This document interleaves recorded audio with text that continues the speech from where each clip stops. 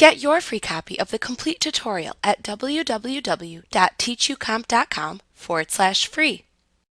To add additional text boxes, data fields, and images to a form, click the Add drop-down button in the toolbar at the top of the Layout Designer window. From the drop-down menu that then appears, choose the type of object to add to the form: text box, data field, or image. If you select the text box choice, then the Properties dialog box will appear on screen. Enter the text you want the text box to display into the text field at the top of the dialog box,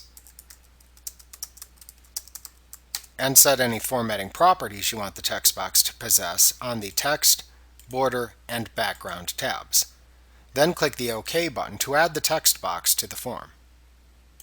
If you select the Data Field choice, the Add Data Field dialog box will then appear on screen. Click the name of the data field that you want to add to the form within this dialog box. Then click the OK button to add the data field and its associated label into the form. If you select the Image choice, then the Select Image dialog box will appear on screen. Use this dialog box to navigate to and select the image you want to add to the form. After selecting the desired image, click the Open button. If the image is not within the same directory as the company file, QuickBooks will then display a message informing you that the image must be copied into the Images folder within the company files directory. If this message box appears, then click the OK button within the warning message box to automatically copy the image to the correct folder.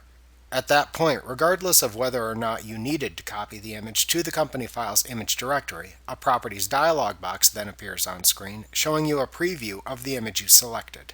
Click the OK button in the Properties dialog box to add the selected image to the form.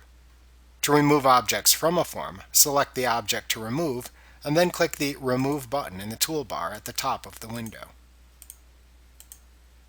Like what you see? Pick up your free copy of the complete tutorial at www.teachucomp.com/free.